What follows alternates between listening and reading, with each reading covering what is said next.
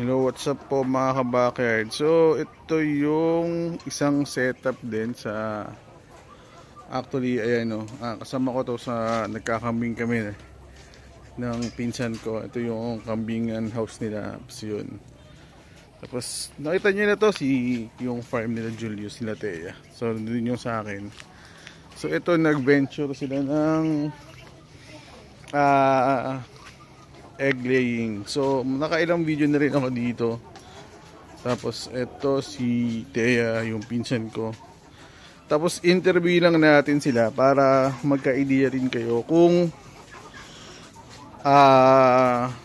how much yung magkano ang puhunan saka possible na maging income sa ganito. Ayan, si Annie tumutulong na rin. What's that? Anong size ng ano nyo ngayon, mga eggs nyo? Medium saka ano na, medium large eggs. Medium saka large na? Oh, lalaki na. Oh. Pero karamihan large na ngayon. Karamihan large na. Oh. So, ngayon, ano to? So, Ano yun? Get here. Get the egg. oh, ayun oh. Ate Kira, tulong ka. Tulong ka, bilis. Be careful ah. Oh, ayan. So, bali ito. Ayun ang pinakamaluma matagal mong manok dyan. Ito. Ito. Months lang ang pagitan, no? Ito, magkano itong naging ano natin, naging punan mo dito? Kulang 40. 40 yung mga manok na ano, saka cage. Oo, so ito kasi 40. So technically mga 50 kung may 50,000 ka. Ayan, maganda ring subukan to. 50,000 investment sa mga egg laying. So ayan, ito is 100,000 investment na. So bali may isang taon na ba to? Itong August do. So 1 year na siya ng August. Ano na break even ka na ba? Bayad na ba? Oo, nakaano na yan. Bayad na. Break even na yan. Break even na. Kasama, so yung ano nito, yung itlog niya, siya na rin nagpapakain sa kanya, parang gano'n. Self-sustaining. Oh, self-sustaining na tong mga ano niya. Mga, ano to, 1 year? Bago mag 1 year, naging self-sustain, sustain na, no? 2 months. 2 months, siya na nagpapakain sa kanya? Tapos may income ka na doon, 2 months, after 2 months. Oo. Pa-icon ka na, tapos ano na, maliit lang kapag Dalawang set. Oh. Sa dalawang set, ito, kasi kanina na-interview dahil si Julius. So, sa dalawang set, magkano yung nagiging ano?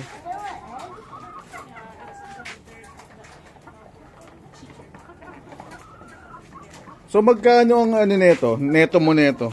Ang ano mo, gross. Dito, sa dalawang set mo. Income? Oo. Ngayon, nakakaano na kami 15. 15? Oo. Gross. Gross tayo. Tapos, kapag ano, net? Net.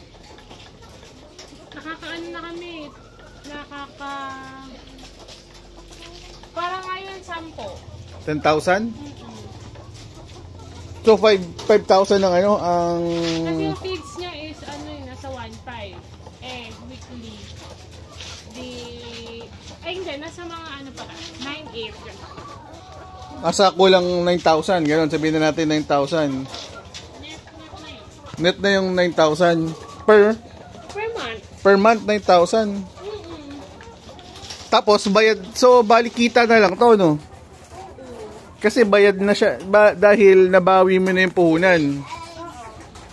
So after ng paano yun? After ng 3 buwan, 5 months, bawi mo na siya. Mga 1 year naman. 1 year. Totally. Yeah. Tapos, kailan magsisimula yung income mo? Ano, after mga 13 months, gano'n. After 13 months. So, di ba 1 year na to? So, Pero kumikita naman, kahit naman nung hindi pa siya nakagang taon, kumikita naman siya, pero maliit lang.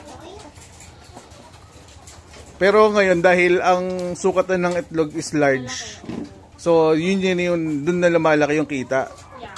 Oo. So, ayan, no. So, technically, ano, no, per month, no? 10,000 per month. Oo. Oh, saan ka na? 10,000 per month. So, sabihin na natin malinis na yung ano, 8 per month. Oo. Puhunan mo ng 100,000, no? Tapos muna ako. Sige. Puhunan.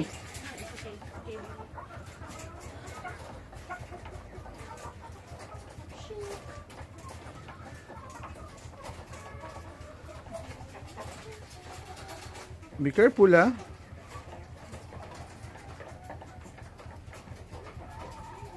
Yan. One at a time. Okay. So, ayan. So, on Bali, ano lang matrabaho dyan? Maglinis. Maglinis, saka... Maglinis. Kasi kailangan maintain yung kailangan malinis siya lagi. Hindi naman ganong maamoy, no? Hindi. So far, hindi naman siya makamoy. Huwag lang papastak yung mga dumi niya para hindi siya smelly.